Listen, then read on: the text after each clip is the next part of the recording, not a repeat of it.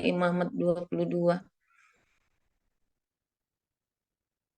Tuhan berfirman kepada Musa, katakanlah kepada Harun dan anak-anaknya supaya mereka berlaku hati-hati terhadap persembahan-persembahan kudus yang dikuduskan orang Israel bagiku, agar jangan mereka melanggar kekudusan namaku yang kudus. Akulah Tuhan. Katakanlah kepada mereka, setiap orang di antara kamu turun-temurun, yakni dari antara segala keturunanmu yang datang mendekat pada persembahan-persembahan kudus yang dikuduskan orang Israel bagi Tuhan, sedang ia dalam keadaan najis, maka orang itu akan dilenyapkan dari hadapanku. Akulah Tuhan. Seseorang dari keturunan Harun yang sakit kusta atau yang mengeluarkan lelehan, janganlah memakan persembahan-persembahan kudus sebelum ia menjadi tahir. Dan orang yang kena kepada sesuatu yang najis karena orang mati, atau orang yang tertumpah maninya, atau orang yang kena kepada seekor binatang yang merayap, yang menajiskan dia, atau kepada salah seorang manusia yang menajiskan dia, dengan kenajisan apapun ia menjadi najis. Orang yang kena kepada demikian itu menjadi najis sampai matahari terbenam. Dan janganlah ia makan dari persembahan-persembahan kudus sebelum ia membasuh tubuhnya dengan air. Sesudah matahari terbenam, barulah ia menjadi tahir, dan sesudah itu bolehlah ia makan dari persembahan-persembahan kudus itu, karena itulah yang menjadi makanannya. Janganlah ia makan bangkai atau sisa mangsa binatang buas, supaya jangan ia menjadi najis karenanya. Akulah Tuhan.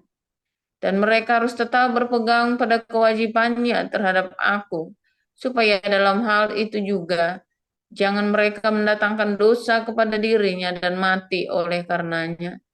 Karena mereka telah melanggar kekudusan kewajiban itu, akulah Tuhan yang menguduskan mereka. Setiap orang awam janganlah memakan persembahan kudus. Demikian juga pendatang yang tinggal pada imam ataupun orang upahan. Tetapi apabila seseorang telah dibeli oleh imam dengan uangnya menjadi budak beliannya, maka orang itu boleh turut memakannya. Demikian juga mereka yang lahir di rumahnya. Apabila anak perempuan imam bersuamikan orang awam, janganlah ia makan persembahan khusus dari persembahan-persembahan kudus. Tetapi apabila perempuan itu menjadi janda atau diceraikan, dan ia tidak mempunyai anak, dan telah kembali ke rumah ayahnya seperti waktu ia masih gadis, maka ia boleh makan dari makanan ayahnya, tetapi setiap orang awam janganlah memakannya. Apabila seseorang dengan tidak sengaja memakan persembahan kudus, ia harus memberi gantinya kepada imam dengan menambah 1/5. Janganlah para imam melanggar kekudusan persembahan-persembahan kudus orang Israel yang telah dihususkan bagi Tuhan, karena dengan demikian mereka mendatangkan kepada orang Israel kesalahan yang harus ditebus apabila mereka memakan persembahan-persembahan kudus mereka, sebab akulah Tuhan yang menguduskan mereka. Tuhan berfirman kepada Musa, berbicaralah kepada Harun serta anak-anaknya dan kepada semua orang Israel, dan katakan kepada mereka, siapapun dari umat Israel dan dari orang asing di antara orang Israel yang mempersembahkan persembahannya, baik berupa sesuatu persembahan najar maupun berupa sesuatu persembahan sukarela yang hendak dipersembahkan mereka kepada Tuhan sebagai korban bakaran, maka supaya Tuhan berkenan akan kamu, haruslah persembahan itu tidak bercela dari lembu jantan, domba atau kambing. Segala yang bercacat badannya janganlah kamu persembahkan, karena dengan itu Tuhan tidak berkenan akan kamu. Juga apabila seseorang mempersembahkan kepada Tuhan korban keselamatan sebagai pembayar najar khusus, atau sebagai korban sukarela dari lembu atau kambing domba, maka korban itu haruslah yang tidak bercela, supaya Tuhan berkenan akan dia. Janganlah badannya bercacat sedikit pun. binatang yang buta atau yang patah tulang, yang luka atau yang berbisul, yang berkedal atau yang berkurap. Semuanya itu janganlah kamu persembahkan kepada Tuhan. Dan binatang yang demikian, janganlah kamu taruh sebagai korban api-apian bagi Tuhan ke atas mezbah. Tetapi seekor lembu atau domba yang terlalu panjang atau terlalu pendek anggotanya, bolehlah kau persembahkan sebagai korban sukarela. Tetapi sebagai korban najar, Tuhan tidak akan berkenan akan binatang itu. Tetapi binatang yang buah belirnya terjepit, ditumbuk, direnggut atau dikerat, janganlah kamu persembahkan kepada Tuhan. Janganlah kamu berbuat demikian di negerimu. Juga dari tangan orang asing janganlah kamu persembahkan sesuatu dari semuanya itu sebagai santapan Allahmu. Karena semua itu telah rusak dan bercacat badannya. Tuhan tidak akan berkenan akan kamu karena persembahan-persembahan itu. Tuhan berfirman kepada Musa, apabila seekor anak lembu atau anak domba atau anak kambing dilahirkan, maka haruslah itu tinggal 7 hari lamanya dengan induknya. Tetapi sejak hari ke-8 dan seterusnya, Tuhan berkenan akan binatang itu kalau dipersembahkan berupa korban api-apian baginya. Seekor lembu atau kambing atau domba, janganlah kamu sembelih bersama dengan anaknya pada 1 hari juga. Dan apabila kamu menyembelih korban syukur bagi Tuhan, kamu harus menyembelihnya demikian, hingga Tuhan berkenan akan kamu. Pada hari itu juga korban itu harus dimakan. Janganlah kamu tinggalkan apa-apa daripadanya sampai pagi. Akulah Tuhan. Dengan demikian kamu harus berpegang pada perintahku dan melakukannya. Akulah Tuhan. Janganlah melanggar kekudusan namaku yang kudus, supaya aku dikuduskan di tengah-tengah orang Israel. Sebab akulah Tuhan yang menguduskan kamu, yang membawa kamu keluar dari tanah Mesir, supaya aku menjadi Allahmu. Akulah Tuhan. Yakobus 1 ayat 1 sampai 27. Salam dari Yakobus hamba Allah dan Tuhan Yesus Kristus kepada kedua belas suku di perantauan. Saudara-saudaraku, anggaplah sebagai suatu kebahagiaan apabila kamu jatuh ke dalam berbagai-bagai pencobaan, sebab kamu tahu bahwa ujian terhadap imanmu itu menghasilkan ketekunan. Dan biarkanlah ketekunan itu memperoleh buah yang matang, supaya kamu menjadi sempurna dan utuh dan tak kekurangan suatu apapun. Tetapi apabila di antara kamu ada yang kekurangan hikmat, hendaklah ia memintakannya kepada Allah, yang memberikan kepada semua orang dengan murah hati dan dengan tidak membangkit-bangkit, maka hal itu akan diberikan kepadanya. Hendaklah ia memintanya dalam iman, dan sama sekali jangan bimbang, sebab orang yang bimbang sama dengan gelombang laut yang diombang-ambingkan kian kemari oleh angin.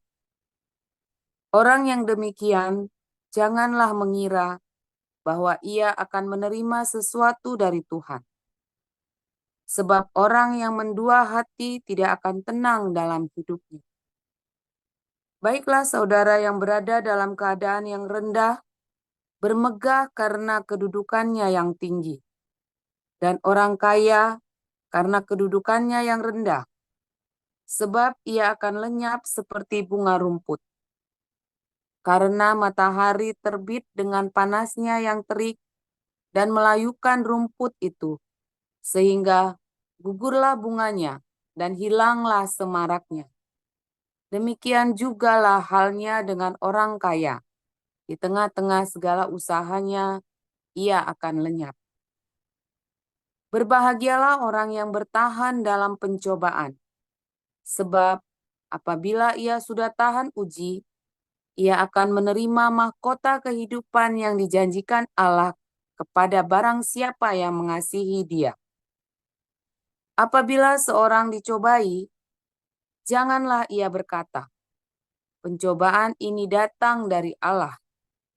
Sebab Allah tidak dapat dicobai oleh yang jahat, dan ia sendiri tidak mencobai siapapun. Tetapi tiap-tiap orang dicobai oleh keinginannya sendiri, karena ia diseret dan dipikat olehnya.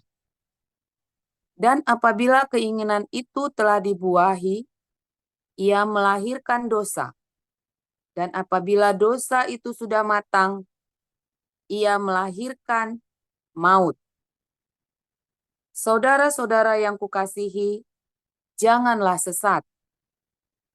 Setiap pemberian yang baik dan setiap anugerah yang sempurna datangnya dari atas, diturunkan dari Bapa segala terang.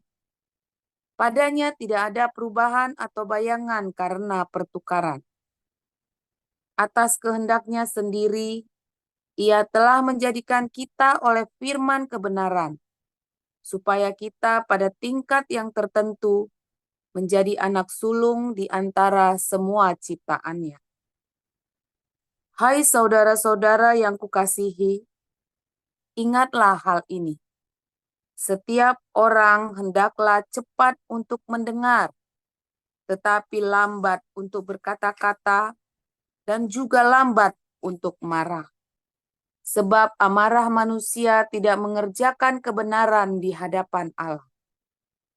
Sebab itu, buanglah segala sesuatu yang kotor dan kejahatan yang begitu banyak itu, dan terimalah dengan lemah lembut firman yang tertanam di dalam hatimu, yang berkuasa menyelamatkan jiwamu. Tetapi hendaklah kamu menjadi pelaku firman, dan bukan hanya pendengar saja. Sebab jika tidak demikian, kamu menipu diri sendiri. Sebab jika seorang hanya mendengar firman saja dan tidak melakukannya, ia adalah seumpama seorang yang sedang mengamati mukanya yang sebenarnya di depan cermin. Baru saja ia memandang dirinya, ia sudah pergi, atau ia segera lupa bagaimana rupanya.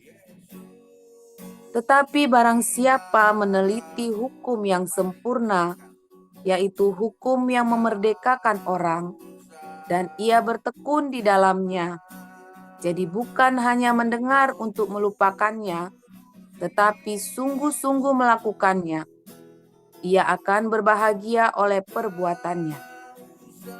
Jikalau ada seorang menganggap dirinya beribadah, tetapi tidak mengekang lidahnya, ia menipu dirinya sendiri, maka sia-sialah ibadahnya. Ibadah yang murni dan yang tak bercacat di hadapan Allah Bapa kita ialah mengunjungi yatim piatu dan janda-janda dalam kesusahan mereka, dan menjaga supaya dirinya sendiri tidak dicemarkan oleh dunia. Haleluya, luar biasa. Firman Tuhan selalu baru setiap hari ketika kita menanti-nantikan Tuhan dengan penuh cinta, penuh pengharapan, penuh kasih, dan hidup dalam kekudusan. Nanti selalu ada terobosan dalam hidupmu, ya. Jangan takut, ada terobosan dalam hidupmu, nanti ada pemulihan dalam hidupmu. Ya. Saudara, kemarin kita sudah belajar bagaimana kita menjadi seorang imam, ya, menjadi seorang imam. Urut semua ya, Anda ikutin pelajarannya urut semua. Nah, kita ini adalah para imam, ya, para imam yang menjadi pendoa syafaat. Orang Israel, kita dua saksi Allah bersama dengan orang Israel, orang Yahudi. Orang Yahudi juga para imam, ya, orang Yahudi adalah para imam yang nanti dia akan berperan secara politik. Kita orang Kristen adalah para imam yang berperan di dalam hal rohani, saudara. Nah, kita menjadi imam yang menjadi pendoa syafaat, yang mendoakan, menjadi perantara antara surga dengan dunia, ya, antara manusia dengan Allah. kita adalah perantaranya, saudara. Makanya dikatakan di dalam Yohanes 19, dimalah Roh Kudus, dimalah Roh Kudus. Kalau kamu mengatakan kepada orang dosanya diampuni, maka dosanya diampuni. Kalau kamu berkata dosanya tinggal tetap, maka dosanya tinggal tetap. Kalau Anda sudah dipenuhi Roh Kudus dan hidup di dalam Roh Kudus, Anda menjadi seorang imam ya yang hidup di dalam kekudusan, maka kamu akan punya kuasa ketika berdoa syafaat untuk keluargamu, untuk siapapun. Ya, ingat waktu saya berkata sama Agustan, aku ampuni kamu dalam nama Yesus, Agustan. Dan akhirnya Agustan bertobat, ya, saudara ya. Makanya kalau lagi marah, kalau Anda lagi muntap, Anda jangan ngutuk, ya, siapapun, suamimu, anakmu, lagi marah, aku ampuni kamu. Nah, gitu, saudara. Karena dosanya akan diampuni. Ya, ingat-ingat tuh kalau lagi marah, ingat-ingat ya, dihafalkan tuh. Kalau kamu lagi marah, saking muntapnya kamu, entah sesuatu saya nggak tahu, bilang, aku ampuni kamu. Gitu ya, saudara ya. Tuhan akan buat dia bertobat. Ya, ya dengan suatu peristiwa kita nggak tahu.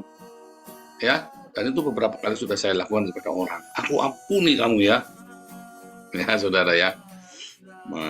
Ya, melalui segala cara ya. Kalau Agustan melalui sekarat itu, melalui sekarat. Nah, Agustan ini. Kita ini punya kuasa. Ya, kita ini punya kuasa.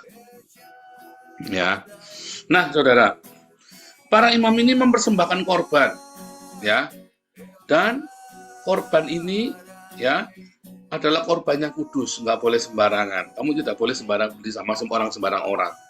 Kalau Anda pergi ke Israel, ya, susah untuk mencari daging mentah, ya, mahal, ya. Kalau mau daging mentah, ya ke toko Arab, karena orang Yahudi tidak makan sembarang daging mentah. Tidak beli, ya, tidak mengolah sembarangan daging. Dagingnya itu harus benar-benar kosher, saudara. Ribet sekali dan mereka tahan, ya. Tentu saja sehat. Ya sehat. Dengan keribetan ritualnya mereka, hidup mereka jadi sehat, ya. Anda bayangin ya, tiap hari orang Yahudi itu ya makan dengan dietnya mereka, hidup mereka ya diberkati.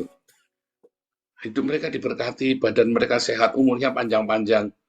Orang Yahudi ini ya, kalau Anda bayangkan ya, yang orang zaman Hitler saja sampai hari ini masih hidup, saudara ya. Orang-orang di zaman Hitler yang sudah punya anak sampai hari ini masih hidup, karena mereka hidup dengan kosher. Diet kosher itu diet yang sangat sehat ya. Kalau Anda mau cuman ribetnya minta ampun, diet kosher itu ya. Nah, apalagi ini adalah bahan untuk dipersembahkan kepada Tuhan. Ya, maka dijaga benar. Itulah sebabnya waktu itu domba-domba itu dikumpulkan di Bethlehem. Nggak boleh kamu sembarangan bawa dari kotamu, saudara. Kalau kamu mau mempersembahkan, kalau kamu datang ke rumah Tuhan, mau mempersembahkan untuk Paskah atau untuk korban tebus salah, korban apapun, maka kamu harus datang ke Bethlehem. Di Bethlehem itu di tempatnya Migdal Eder, itu sebuah kandang domba yang besar. Nah, Yesus lahir di situ tuh. Ya, di kandang domba yang besar, tempat peternakan yang besar. Jadi bukan sembarangan kandang domba kayak di Jawa, kandang dombanya isinya cacing, isinya lalat, isinya kutu. Ini kandang domba yang besar, ya, berupa sal gitu ya, aula begitu ya. Karena itu memang tempat domba-domba itu dikumpulkan untuk dikorbankan, saudara ya.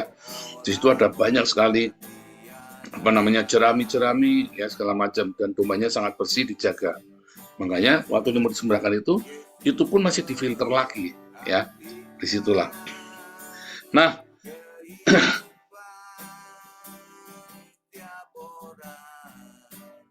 itulah. Nah, domba-domba itu harus benar-benar dijaga, ya, tidak boleh beli sembarangan, ya, dan motongnya pun meliharanya nggak boleh sembarangan, belinya nggak boleh sembarangan. Maka cara mengolahnya pun tidak boleh sembarangan. Kemudian domba itu dipersembahkan. Tadi ada yang menarik ya, saudara ya. Seorang wanita yang menikah dengan, kalau seorang imam punya anak, ya. Terus ini domba itu korban Paskah itu kan dipersembahkan, korban Paskah itu dipersembahkan maka dimakan sama keluarga imam. Yang boleh makan itu hanya keluarga imam. Ya, imam dan keluarganya. Orang awam tidak boleh makan, saudara. Kalau dia punya anak perempuan, anak perempuannya menikah sama orang awam, bukan imam.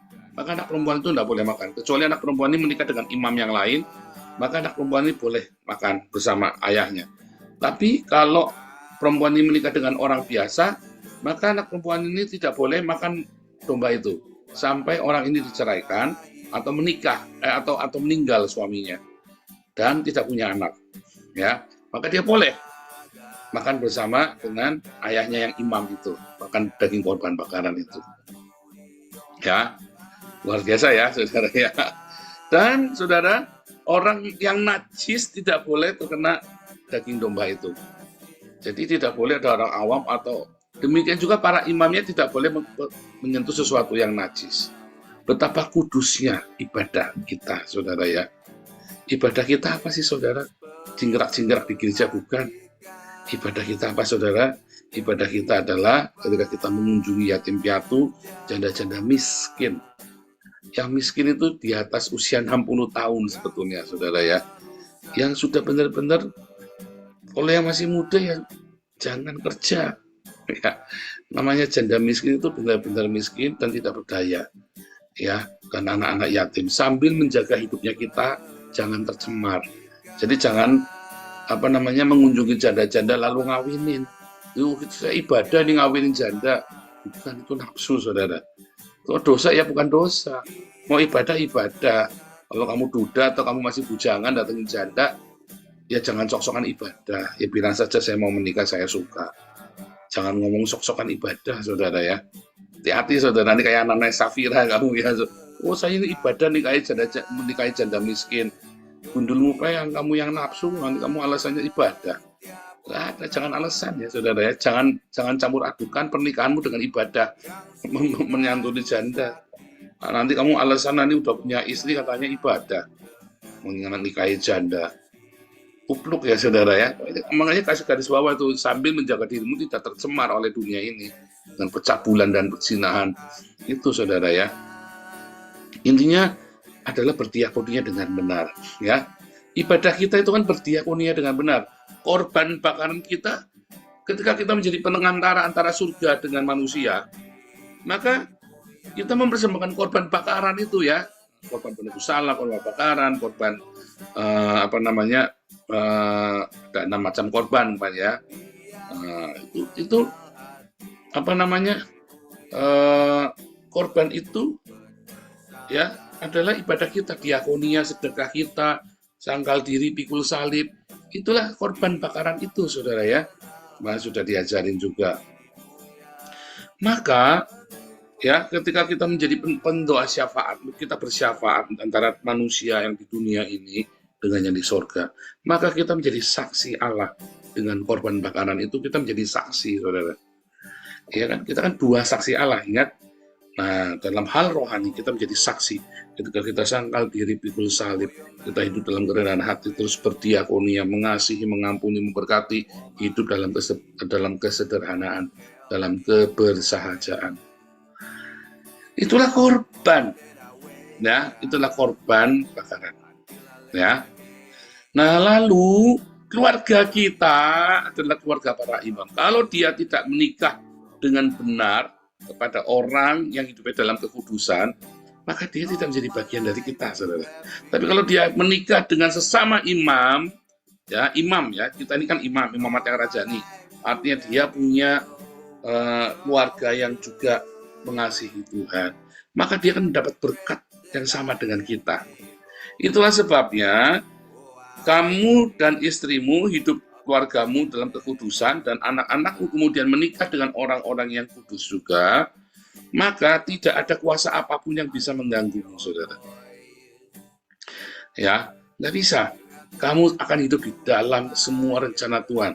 Kamu baik, hidupmu baik, anak-anakmu baik, cucumu baik. Itu yang dimaksud, ya.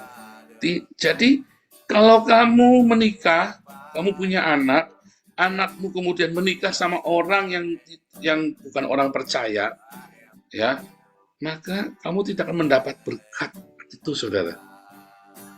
Berkat yang diturunkan itu nggak boleh, ya, nggak bisa dapat berkat.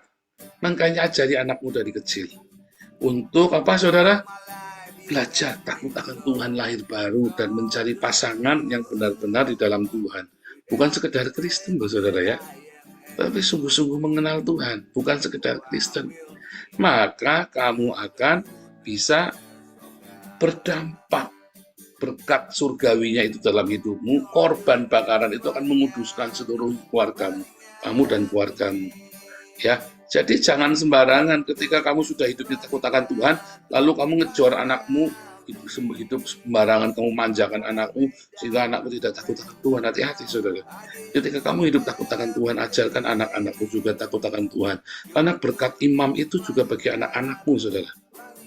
Ya, berkat itu juga bagi anak-anakmu, berkat itu juga bagi keluargamu, berkat itu bagi cucumu. Kalau semuanya hidup di dalam Tuhan.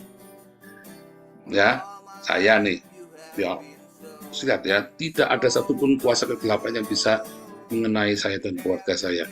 Maka anak saya juga sama. Kalau anak saya tidak hidup takut akan Tuhan, maka dia tidak akan menikmati pelindungan dari surga seperti yang saya punya. Demikian juga Anda, makanya didik anakmu takut akan Tuhan, keluargamu, anak-anakmu. Itulah berkat imam, itulah kudusnya ibadahmu dan kudusnya ibadah bagi anak-anakmu. Diakoniamu, sedekahmu, sangkal diri, pikul salibmu, kerendahan hatimu, kekudusan hidupmu akan melindungi anak-anakmu yang hidupnya sama dengan kamu, saudara. Ya, termasuk berkat-berkat jasmani dan rohaninya. Tuhan akan memberkati hidupmu. Jadi jangan main-main dengan berkat-berkat itu. Jangan main-main dengan kekudusan. Jangan main-main, kamu pikir sedekah, ya diakonia ada, duitmu punya. Oh enggak, saudara, enggak main-main. Jangan main-main dengan kekudusan. Oh hati-hati, saudara ya. Kekudusan itu penting sekali. Jangan buka celah. Kamu sudah sangkal diri pikul salib, kamu zina. Udah sangkal diri pikul salib, kamu malah kamu buka celah di antara kita, ya kan? Jangan tersinggungan, ya, jangan tersinggungan ya, saudara ya. Kalau kamu masih tersinggungan, harga dirimu masih mahal, kamu juga nggak hidup dengan kekudusan. Tuh orang yang tersinggungan itu nggak mungkin bisa hidup kudus, saudara. Karena penuh dengan prasangka, penuh dengan pikiran-pikiran yang busuk. Hanya orang yang tersinggungan itu susah untuk hidup kudus, ya. Karena hatinya selalu marah, dikit-dikit tersinggung, harga dirinya terlalu tinggi. Orang yang harga dirinya terlalu tinggi itu sulit untuk hidup. Biasanya Tuhan biarkan diremukkan ya orang-orang ini. Ya, itulah ibadah yang kudus para imam. Kitalah imamat yang rajani. Ya, sangkal diri pikul salib. Ya, selalu mengasihi, mengampuni, memberkati, hidup dalam kesederhanaan, rendah hatian. Ya, hidup dalam kekudusan. Dan selalu berdiakonia. Maka kamu, anak-anakmu, cucumu, generasi di bawahmu akan diberkati semuanya. Tuhan Yesus memberkati.